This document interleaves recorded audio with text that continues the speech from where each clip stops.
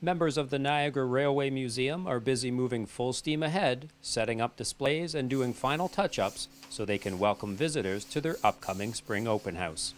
The Niagara Railway Museum was set up in 1997 to preserve and promote the railway heritage that was quickly disappearing from the Niagara area landscape. And in that time, we've managed to assemble a collection of equipment and artifacts directly related to the Niagara region. We have approximately 18 to 20 members in the group, and at any given time you can find anywhere from 2 to 8 or 9 people out here working when we do have our work days. It's started out with family and some close friends, and it's grown to people I've known throughout the years, people I've known from railway shows, people who live in the area who just have an interest in trains. So it really covers a vast area.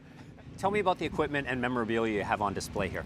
The equipment started out with trying to acquire the last steam locomotive from the Queenston Chippewa Power Project, which was the power canals used for Adam Beck Generating Station number 1. In that time, we also added an electric locomotive which worked with the steam locomotive in the same project, and a small diesel locomotive that worked in the hydro project in 1953. So our 3 main locomotives in the collection are all directly related to the hydro projects in Niagara Falls. Since that time, we've added some other little pieces of equipment, fireless steam locomotive that came from Atlas Steel in Welland and is the last one and one of only 2 in Canada. Our boxcars are now used for display and workshop purposes, and we have a diesel locomotive cab which was closely used in Hamilton on the steel trains, and her sister locomotives were maintained in this facility as well. We completely redid all our lighting in the office, which has really brightened it up. Donations that came in late last year were items from the former Niagara Central Hobbies in St. Catharines, the hobby shop on St. Paul Street. It's shaping up to be a really good year for us just by expansion-wise, and well, our newest piece of equipment is a locomotive that was donated by a local industry here in Niagara, and it's been a great asset to us since we've gotten it. The Niagara Railway Museum is located at 21 Warren Street in Fort Erie, and they invite everyone to their first big event of the year.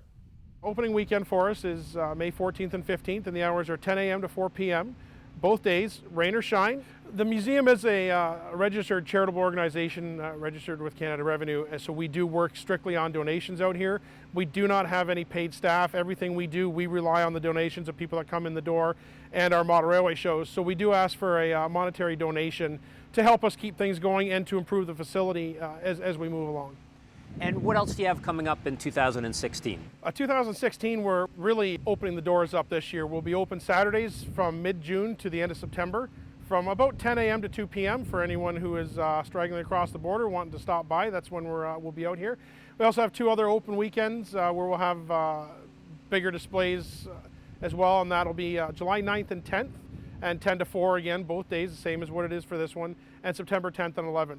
And that'll, September 10th and 11th is kind of like the end of our big displays, but we will be still open Saturdays to the end of the month. And again, it is always rain or shine. Then we go into our model railway show in St. Catharines at the end of October, which is our final big fundraiser for the year. For more details on the open house or how to become a member, visit nfrm.ca. Reporting for The Source, I'm Mark Wikobrado.